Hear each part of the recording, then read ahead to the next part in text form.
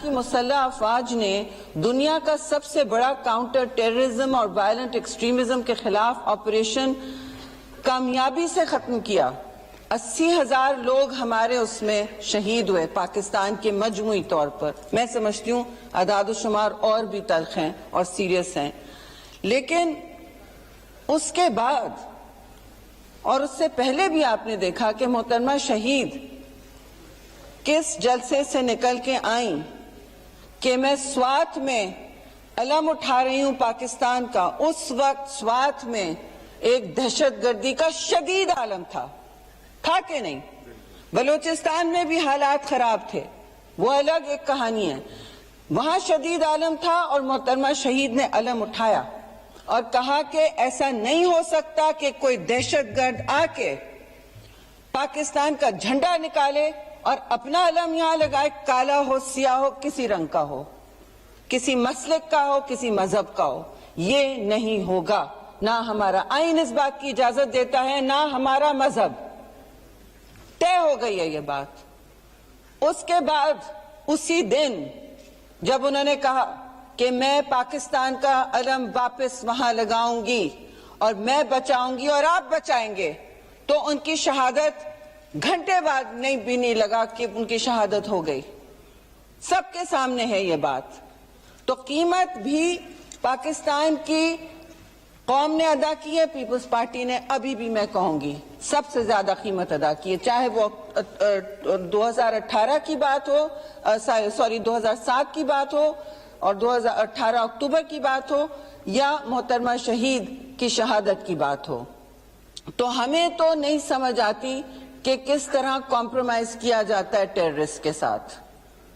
ہم نے ہر موڑ پر ڈائیلاگ کی، اس وقت بھی بات کی کہ ضرور جو باشندہ جو شہری پاکستان کا ہے اگر وہ ہتھیار ڈالتا ہے اور کہتا ہے کہ میں آئین پاکستان کے احاطے کے اندر کام کروں گا، تو بے شک اس شہری سے مذاکرات ہوں گے. اور ہوئے بھی. اس کے بعد جن دہشت گرد کا علم اٹھائے ہوئے تھے شرپسند عناصر، اور وہ شرپسند عناصر سے بہت آگے ہیں. شرپسند تو normal crime and law and order ہوتا ہے. جس نے علم اٹھایا رکھا اس کے خلاف اس اسمبلی میں بے توقیر ہم نے نہیں کیا. اس اسمبلی کو جوائنٹ ہاؤس ہم نے بلایا، 4 دن وہ جوائنٹ ہاؤس کلوز ڈور چلا. بلائیں پھر جوائنٹ ہاؤس اسی طرح کلوز ڈور چلا. سحر حاصل ایک قرارداد آئی، اس کے نتیجے میں سارا اپوزیشن ساتھ کھڑا رہا، ہم سب ساتھ کھڑے رہے. اور اس کے بعد ایک کمیٹی بنی، نیشنل سیکیورٹی کمیٹی. وہ پارلیمان کی با اختیار کمیٹی رہی اور وہ اس میں سارے اہلکار آتے تھے، سب لوگ آتے تھے، پارلیمان میں آتے تھے. اور اس کی وجہ سے آپریشن شروع ہوا. اس دہشت گردی کے حوالے سے جو قرارداد پیش کی گئی اور پاکستان میں ایک مجموعی پوزیشن پورے دونوں ہاؤسز نے لی 4 دن کے بعد، اور دہشت گردی کے خلاف لمبے اور طویل آپریشن شروع ہوئے. اس طویل آپریشن کا میں یہ ضرور کہوں گی کہ ہم نے قیمت بڑی ادا کی. بہت سال چلے یہ آپریشن، لیکن یہ ضرور ہوا اور اس کا سہرا بالکل پاکستان پر ہے کہ دنیا میں جہاں کاؤنٹر انسرجنسی، کاؤنٹر ٹیررزم کی کوئی تحریک ملٹری، عسکری یا کسی اور قسم کی کامیاب نہیں ہوئی، کیونکہ اس طرح کے وارفیئر میں جو کنونشنل نہیں ہوتا ہے، آپ اس طرح لڑ رہے ہوتے، ایک کنونشنل فورس ہوتی ہے، سامنے 5 گوریلا ہوتے ہیں، وہ آپ کے ساتھ ہائیڈ اینڈ سیک کھیلتے ہیں، ڈھکتے ہیں، چھپتے ہیں. ہمارے ہمسائے ملک افغانستان میں 20 سال 40 ممالک کی قوت وہاں موجود تھی، $7 ارب وہاں خرچ ہوئے. آپ دیکھ لیں. اور اس میں کیا ہوا وہ سب آپ کے سامنے ہے. انہوں نے ڈیفیٹ کیا. ان کا اپنا مسئلہ ہے، وہ انسرجنسی تھی. جو پاکستان میں ہو رہا ہے وہ انسرجنسی نہیں ہے، وہ دہشت گردی ہے اور وہ کبھی مذہب کا نام لیتے ہیں اور اس کے پیچھے اپنے مذموم مقاصد چھپاتے ہیں. سوری اسپیکر صاحب, it is only a fight for power. It is not a fight for religion. And have the guts to say it. People's Party says it, ہم بنے soft target. لیکن اس کے لیے ہم نہیں آئے کہ ہم لگی لپٹی کریں گے اس پر. اس کے لیے بھی نہیں آئے کہ پھر سے وہ دہشت گردی سر اٹھائے اور سوات سے سر اٹھائے اور پھر ریاض پیرزادہ ٹارگٹ بنے, میں پھر بنوں, 3 سال ہم پبلک میں نہیں جا سکیں. یو تھنک ہمیں پسند ہے اسکواڈ کے ساتھ؟ آج بھی نہیں ہوتا. ملک ہمارا ہے, اس کو ہم ہی نے بچانا ہے, تو اس پہ کوئی لگی لپٹی نہیں ہو سکتی. اور آپریشنز ہو رہے ہیں, اعتماد میں لینا چاہیے سب کو کہ کس طرف یہ جا رہے ہیں آپریشنز اور کہاں تک پہنچے ہیں ہم, کیونکہ یہ ہمارے لیے بہت باعث تشویش ہے. میری ذات کی کل 18 اکتوبر تھا, ابھی وہ زخم نہیں بھرے ہیں. پاکستان's largest terrorist incident.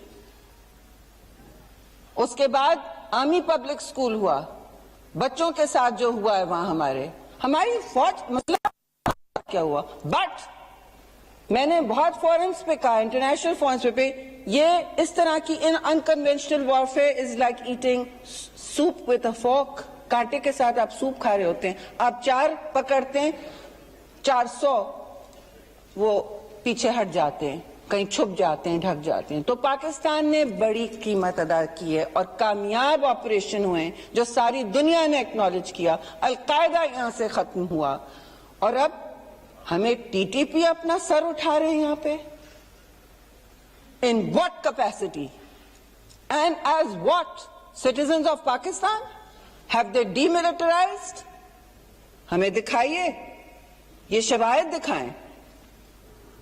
اور دوسری بات, جہاں تک بلوچستان کی بات ہے تو فرینکلی اسپیکر صاحب, یہاں تو ٹروتھ اینڈ ریکنسیلیشن کمیشن کی ضرورت ہے. پورے ملک کے لیے نہ بنا سکیں, آغاز حقوق بلوچستان کی طرح جو ہماری حکومت نے شروع کیا, ہم بھی اس اتحادی حکومت کا حصہ ہیں, ہم اون کرتے ہیں.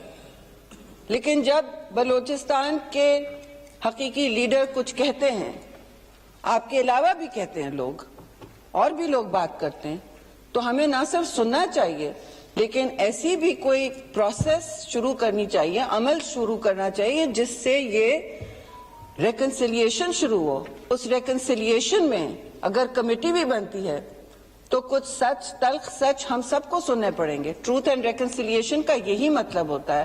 اور زندہ قومیں, زندہ جمہوری قومیں جو ہیں, میں سمجھتی ہوں ہر مسئلے کا کتنا بھی طویل ہو, کتنا بھی پیچیدہ ہو, اپنے پارلیمان کے اندر وہ حل ڈھونڈ سکتی ہے, اپنے سیاسی حقیقی سسٹم میں وہ حل ڈھونڈ سکتی ہے, کیونکہ اپنے لوگوں کے ساتھ صرف ایک ہی حل ہوتا ہے جی, وہ سیاست کا ذریعہ ہوتا ہے. سیاست کا نام بہت آلودہ ہو چکا ہے ہمارے ماحول کی طرح, لیکن یہ وہی پروسیس ہے جس کے ذریعے ہم لڑ کے یہاں آتے ہیں.